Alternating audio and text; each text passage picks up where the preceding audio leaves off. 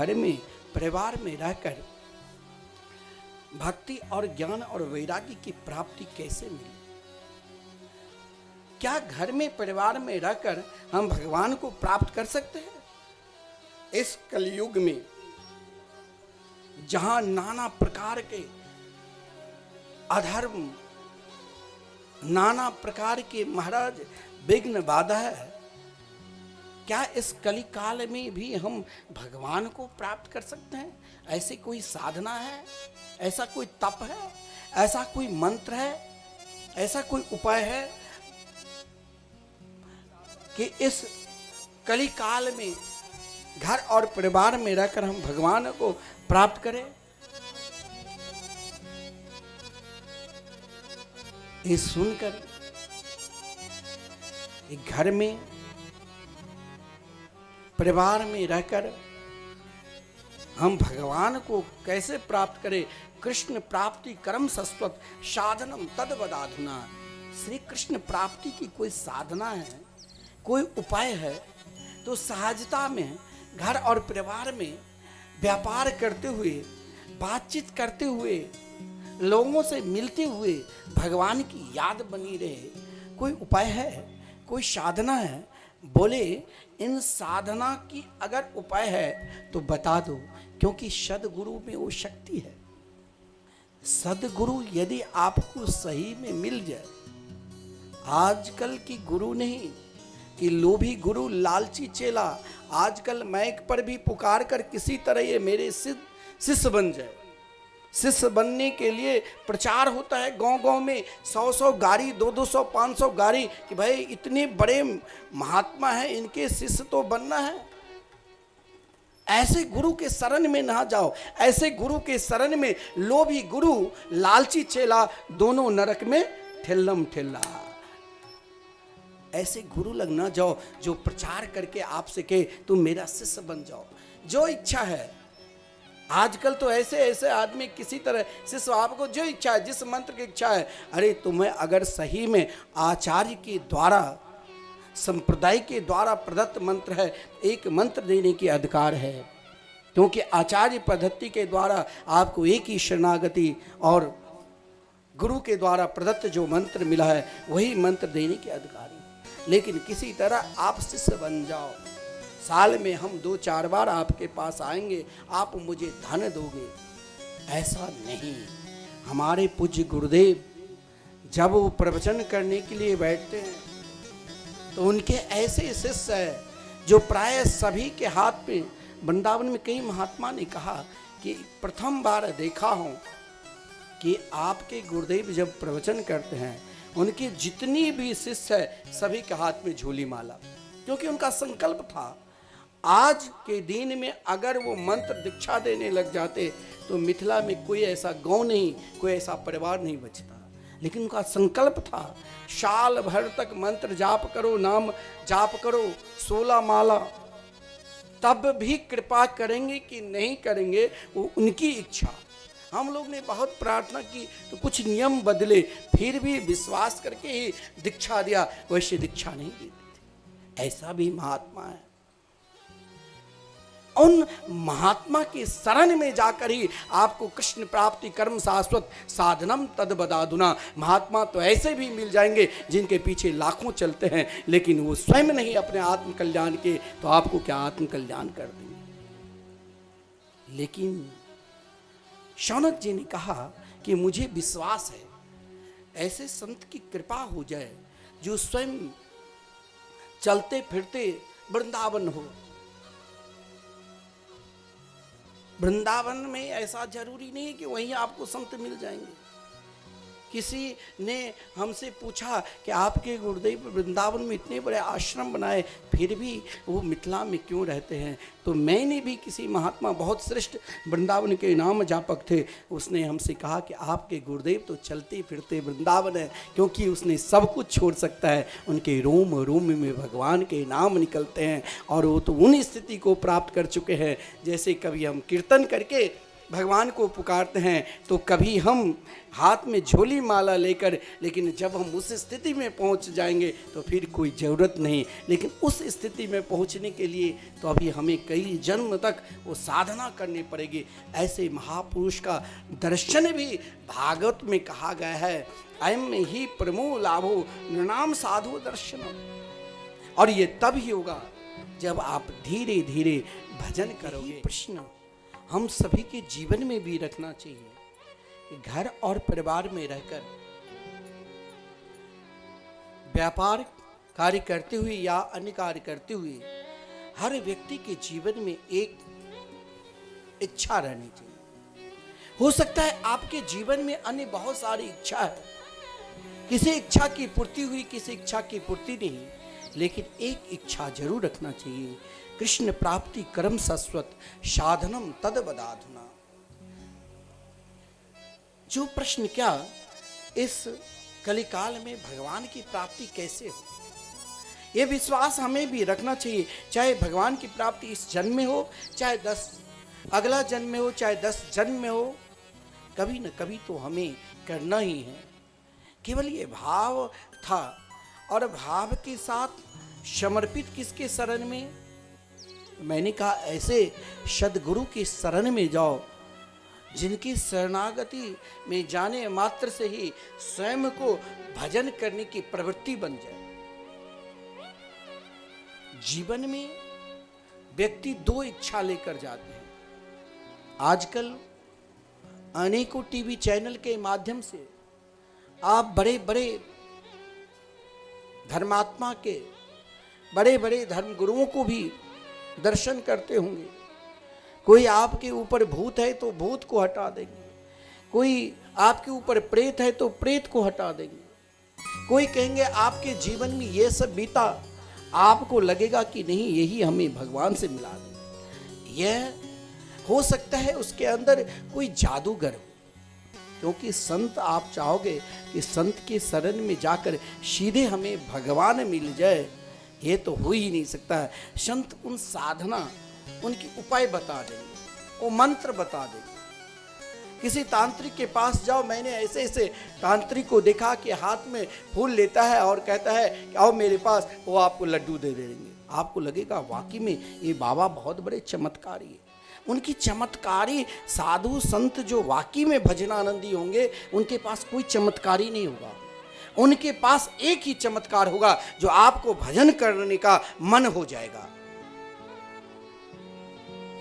और वो चमत्कारी संत कौन थे? कहा कि व्यक्ति को आजकल जल्दी कम समय में सब कुछ चाहिए, कम समय में बहुत बड़ा भी होना चाहता है।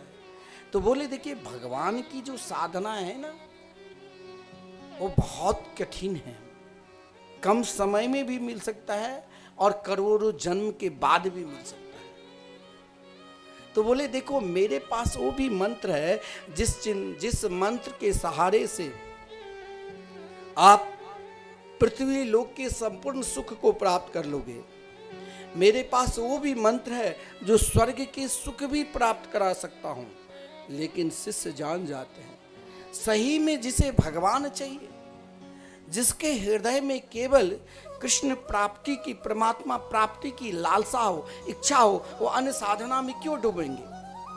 साधना अगर आप भगवान की भक्ति से उपरांत कोई भी साधना करोगे तो उस साधना के फल तो ऐसा नहीं है जो फल नहीं मिलेगा। भगवान ने तो गीता में कहा कि भूत की उपासना करने वाले भूत की लोक में जाते हैं, प्रेत की उपासना करने वाले प्रेत के लोक में जाते हैं, और मेरी उपासना करने वाले एकमात्र मेरे निकट आते हैं।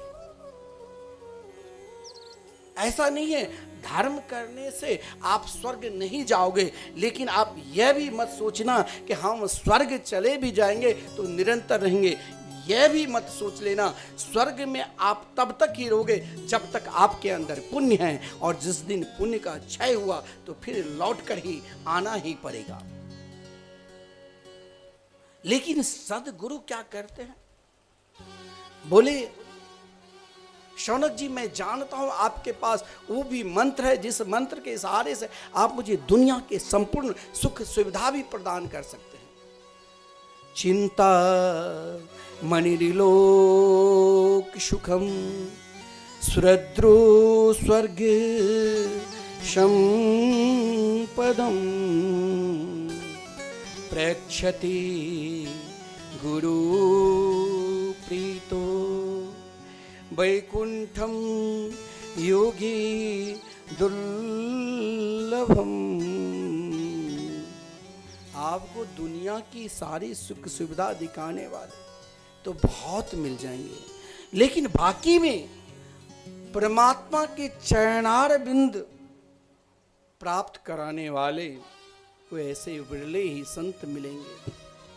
वो आपको नहीं YouTube पर मिलेगा, नहीं वो आपको किसी चैनल पर मिलेगा, वो आपको मिलेगा कब? जब आप कभी किसी वृंदावन धाम, अयोध्या, काशी में जाकर उनके परमात्मा के मंगल में नाम लेकर पुकारोगे, श्री राधे बोलोगे, तब कहीं उन संतों की चरण धूल आपके मस्तक पर पड़ गया। क्योंकि कहा गया है बिना महत्पाद रजोभिषेकम, अगर उनके चरण धूल आपके मस्तक पर पड़ गए तब ही वैकुंठम योगी दुर्लभम, जो बड़े बड़े योगियों की दुर्लभ स्थान है, उस स्थान को प्राप्त करा सकते हैं।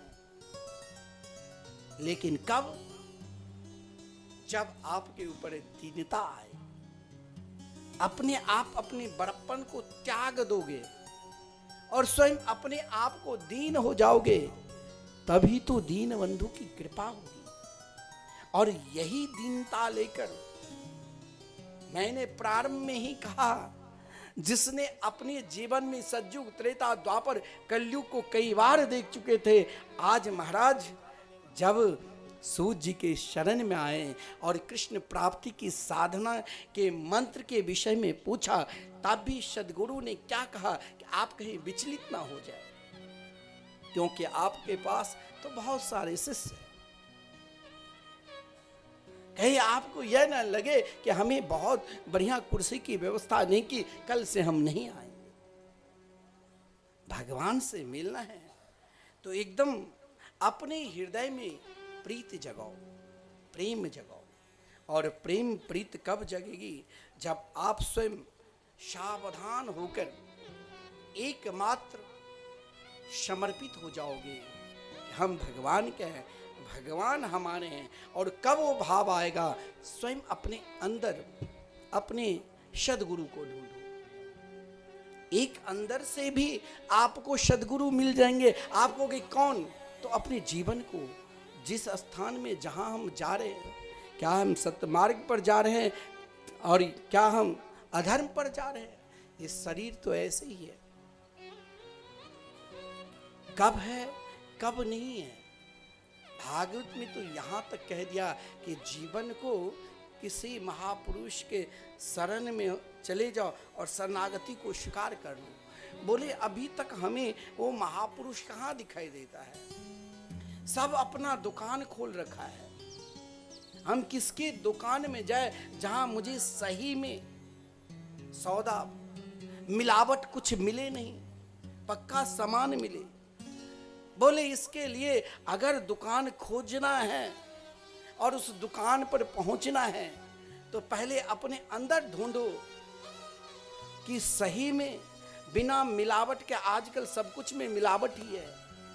लड़के बच्चे भी अब मिलावट करके ही मिलने लग गए हैं। तो हर चीज में जब मिलावट है तो सही में हमें सद्गुरु कैसे मिलेंगे? तो भागवत ने सीधे अर्थ में बता दिया कि पहले अपने आत्म को चिंतन कर लो कि हम कैसे हैं। ये शरीर ही जब मेरे साथ नहीं दे रहा है, अनेक प्रकार के विकार से युक्त है, कब है कब नहीं है, चलते चलते श्वास रुक जाता है, अंदर की बात अंदर ही रह जाता है। क्योंकि कहा गया है काल ब्याल मुख ग्रास त्रास नास हेतवे। बोले हम सब जब जन्म लिए तब से ही काल रूपी यानी मृत्यु रूपी अजगर के ग्रास बने हुए। और सुरक्षित कब है? जो ही अजगर यानी मृत्यु अपना मुख बंद कर लिया, हम भी चले गए। लेकिन घबराना नहीं चाहिए, कोई मिलावट नहीं मिलेगा। आप कहते हो हमें अभी तक सदगुरु पर विश्वास नहीं हो रहा, मत करो विश्वास। तब तक एक सदगुरु पर विश्वास कर लो। किस पर? तो अपने धर्म शास्त्र पर। अपने धर्म शास्त्र को ही सदगुरु मान लो ना। जीवन में किसी न किसी को तो सहारा लेना पड़ेगा। बिना सहारे से, अरे नदी पार करना है तो केवट की जरूरी है। परमात्मा को प्राप्त करना है तो सदगुरु की भी जरूरत है। फिर भी मेरे अंदर वो विश्वास हृदय में नहीं जगता है, तो हमें क्या करना चाहिए? शरीर क्षणभंगुर है, काल रूपी अजगर के ग्रास बना हुआ है। तो कहा कि एक शास्त्र को, जीवन में एक मंत्र को अपना लो। कौन सा मंत्र? तो श्रीमद् भागवतम शास्त्रम। संपूर्ण शास्त्रों के मंथन करने के बाद आदरणीय श्रीमान वेद व्यास जी ने श्रीमद् भागवत शास्त्र की रचना की है। और बोले यदि सदगुरु नहीं मिलते हैं तो कोई साधारण गुरु नहीं। भागवत में 18,000 मंत्र है। और हमारे पूज्य गुरुदेव जो श्री धाम वृंदावन में मंदिर बना रहे हैं, वो भागवत के एक एक श्लोक की, उन लोगों से भी मैं आह्वान करता हूँ, भागवत कथा करने वाले से भी, कि इस भागवत मंदिर में आप भी अपना योगदान दो। एक एक श्लोक को मंत्र के स्वरूप है, जिसे गान कौन किए हैं? ऐसे संत जो किसी गृहस्थ के यहाँ मात्र 6 मिनट से अधिक ठहरते नहीं, जो कहाँ से आए? तो रास रासेश्वरी राधा शक्ति से ही प्रकट हुए। प्यार से लीला शुकोयम वृषभान जाया, पवित्र चंचु प्रिय चुंबनेना, एकांतिको नन रहस्य पाठी, गोलोक प्रसादा सदा निवासी। बोले अगर अभी तक आपके जीवन में कोई सदगुरु नहीं मिले, आप यह मत सोच लेना कि हमने तो अपने घर और परिवार में दीक्षा ले लिए देवी का मंत्र। देवी दीक्षा के बाद कहा गया है 1000 वर्ष तक आप जब देवी की उपासना करोगे तो देवी आपके ऊपर कृपा करके आपको सबसे प्रिय जो देवी के है भगवान शिव से मिला दे। और जब 100 वर्ष तक निरंतर आप शिव की उपासना करोगे तो शिव भोलेनाथ सबका कल्याण करते हैं। क्योंकि समुद्र मंथन इस संसार में 2 बार हुआ। एक बार तो हम सब जानते हैं कि आगे कथा भी श्रवण करोगे समुद्र मंथन में, जिस समुद्र मंथन में 14 प्रकार के रत्न निकलते हैं, विष भी और अमृत भी। और वो विष कौन पान किए? तो भोलेनाथ। लेकिन भोलेनाथ के जब आप 100 वर्ष तक उपासना करोगे तो उन भोलेनाथ विष पान, हम तनिक भी कोई विष पान कर ले तो समाप्त हो जाएगा। लेकिन संपूर्ण समुद्र के विष पान करने के बाद भी भोलेनाथ मुस्कुरा रहे थे और पुकारने लगे। उनकी छवि, उनकी सुंदरता ही विलक्षण हो गई और लोग नीलकंठ भगवान से पुकारने लगे। लेकिन माता पार्वती ने भोलेनाथ से पूछा कि आप संपूर्ण विष पान करने के बाद भी आप सुरक्षित रहे, ये तो मुझे आश्चर्य लग रहा है। जो संपूर्ण देवता घबरा गए थे, असुर घबरा गए थे। माता पार्वती ने यही प्रश्न लेकर सीधे नारायण के पास चली गई। और जब नारायण से प्रश्न किया तो नारायण मुस्कुराते हुए कहा कि देखो पार्वती, आप भगवान शिव के अर्धांगिनी हैं। जब इस समुद्र मंथन से पूर्व भी एक बार समुद्र मंथन हुआ, वेद रूपी मंत्रों की जब मंथन हुआ तो उस वेद रूपी मंत्रों के कुछ उपासक ने 16,000 उपासकों ने अलग अलग उपासना के द्वारा अलग अलग मंत्रों के द्वारा मंथन करने लगे। बड़े बड़े कर्मकांडी ने अपने कर्मकांड के द्वारा मंथन किए तो उसमें से 80,000 मंत्र ले लिए। बड़े बड़े ज्ञानी ने अपने ज्ञान के द्वारा उस मंत्र को मंथन किए तो 4,000 मंत्र ले लिया, लेकिन उन वेद रूपी मंत्र से 2 अक्षर फिर भी बच गया। भोलेनाथ ने कहा इन 2 अक्षर को मैं स्वीकार कर लेता हूँ, और वो 2 अक्षर रो और म था, यानी राम नाम मंत्र को भोलेनाथ ने स्वीकार कर लिया। और जिस मंत्र के सहारे से, जिस नाम के सहारे से भोलेनाथ ने विष को पान कर लिया, आजकल घर घर में क्रोध, छोटी सी बात लेकर हम भोजन खाना छोड़ देते हैं, हम एक दूसरे को दुश्मन हो जाते हैं, हम स्वयं को आत्महत्या कर लेते हैं। हमें विष, छोटी सी घर में कोई बात कर दिया, उस विष पान की आदत नहीं है, तो हम कैसे भगवान को प्राप्त कर लेंगे? इसके लिए तदहम देभिदास्यामि, जब कहा कि श्रीमद्भागवतम शास्त्रम कलो किरीन भाषितम, भगवान शिव जब प्रसन्न हो जाते हैं तो सोचते हैं मैं इसे क्या दूं, तो श्री राम कृष्ण के मंगलमय नाम प्रदान कर देते हैं, और उस नाम के सहारे से ही हम भगवान को प्राप्त कर सकते हैं। ये आदर है कि हमारे जीवन में आजकल लोग अपने माता पिता को वृद्धाश्रम में भेज देते हैं, चाहे करोड़पति के गरीब लोग तो, मध्यम परिवार तो आज भी सम्मान करते हैं, लेकिन ऐसे ऐसे परिवार जिनके पास धन की कमी नहीं है, लेकिन उनकी माँ वृंदावन में ना जाने अनेकों वृद्धाश्रम में, अनेकों तीर्थों में, अनेक जगह संस्था चल रहे हैं, वृद्धाश्रम में उसके माता पिता है। अरे तो वो इसीलिए एक परंपरा चली कि आप अपनी माता से भी दीक्षा लेकर उन्हें आदर दो, लेकिन आदरता जब उसके जीवन में स्वयं आचरण नहीं है तो आपके जीवन में कैसे आचरण बनेगा? जब उनके अंदर स्वयं भगवान के प्रति विश्वास नहीं है तो आपको कैसे भगवान के प्रति विश्वास प्रदान कर देंगे?